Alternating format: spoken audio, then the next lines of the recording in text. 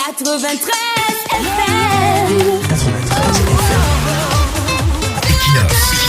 Radio.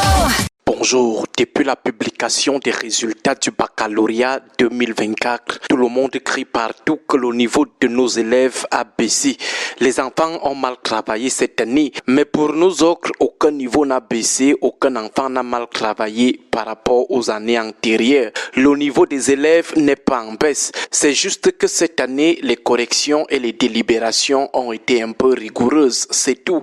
C'est le même niveau qu'on a depuis des décennies, depuis qu'ils ont pris la ferme résolution de tuer l'école au Cameroun. Nous répétons, le niveau est certes bas, mais il n'a pas baissé. C'est juste que cette année, les corrections et les délibérations n'ont pas été faites à la tcha-tcha. Le standard était juste élevé. Si on corrigeait avec complaisance comme on le fait depuis qu'ils ont décidé de tuer l'école au Cameroun, les enfants allaient réussir comme ils réussissent depuis des décennies. Si on délibérait comme on a toujours délibéré ces dernières années, les élèves allaient aussi réussir comme ils réussissent ces dernières décennies. Si on délibérait encore à 6, 7, 8 de moyenne comme d'habitude, personne n'allait crier que le niveau des élèves a baissé. Et s'ils ont décidé de ne plus délibérer à la Sasaïe, les délibérations tcha-tcha, il ne faut pas immédiatement poser la thèse de la méritocratie recherchée. C'est parce que ça pourrait être pour des besoins purement électoralistes, piste à explorer. Pourquoi depuis là, ils ne songeaient pas à être plus stricts et rigoureux? Pourquoi seulement cette année? La réponse pourrait être la suivante. Ils seraient en train de provoquer une situation pour montrer en 2025 qu'ils l'ont résolu. Par conséquent, ils méritent la confiance de l'électorat qu'ils ciblent. Il y a de fortes chances qu'ils fassent plus de réussite en 2025 en délibérant comme d'habitude 6, 7, 8, mais officiellement en laissant l'impression qu'ils ont travaillé dur pour niveler le niveau des élèves, et beaucoup de naïfs qui ne comprendront pas qu'aucun niveau n'a été amélioré, que c'est juste qu'ils ont décidé de revenir sur leur complaisance légendaire. Ces naïfs seront fiers, verront en eux des bosseurs et iront naturellement les voter à la présidentielle. Ils sont dans la stratégie de la provocation des pénuries ou la stratégie de la provocation des crises, où les auteurs les provoquent sciemment pour après venir eux-mêmes les résoudre afin qu'on les voit comme des sauveurs. La stratégie des pompiers pyromanes. Attendons voir comment les taux de réussite de 2025, année des élections présidentielles, seront largement au-dessus des taux de réussite de cette année.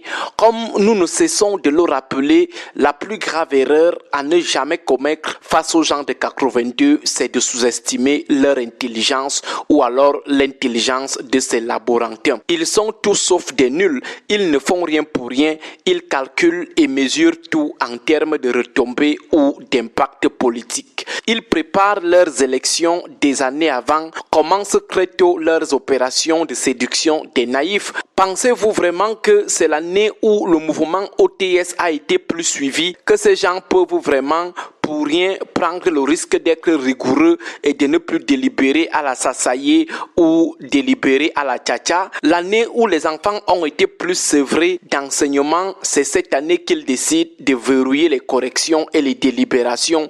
Croyez-vous vraiment qu'ils peuvent prendre une telle décision pour rien? Non. Comme précisé, il y a de fortes chances qu'ils soient en train de vouloir rebondir l'an prochain comme des sauveurs de l'excellence en revenant sur leur stratégie de réussite Sasaïe, les réussites tcha-tcha avec des diplômes tcha-tcha. Mais la discussion la plus fondamentale ce matin est la mise sur pied de la stratégie de tuer l'école. Nous avons un système éducatif type colonial. Il répond aux besoins de la colonisation que certains appellent aujourd'hui le néocolonialisme.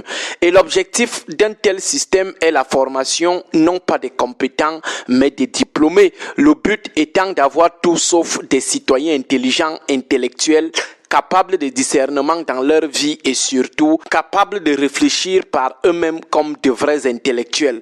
On veut juste des diplômés qui doivent demeurer des bénis oui-oui. Vous conviendrez avec nous que celui qui a fait l'école normalement ne peut pas facilement devenir un béni oui-oui. Et dans l'implémentation de ce système colonial, on a rendu l'accès à l'école rare. Allez voir ce qu'ils appellent d'ailleurs école ou université en termes de cadre infrastructurel. Allez voir le nombre d'enseignants et qui sont même ces enseignants aujourd'hui, des méritants, mais aussi des jeunes qui ont acheté des concours de l'école normale, de l'INSET ou alors des recrutements, 2 millions, 3 millions, des enseignants recrutés par le biais du tribalisme aussi. Ils ont tué la méritocratie dans la sélection des enseignants formateurs. Allez voir le traitement même de ces enseignants, traitement salarial et conditions de travail. Ils ont provoqué le découragement et la désinvolture.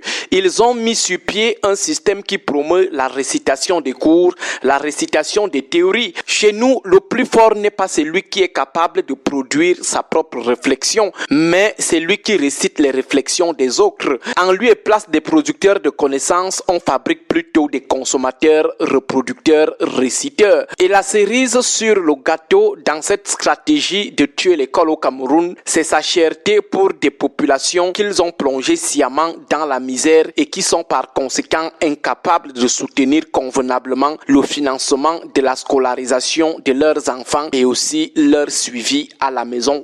Bonne journée à vous tous. 93 FM.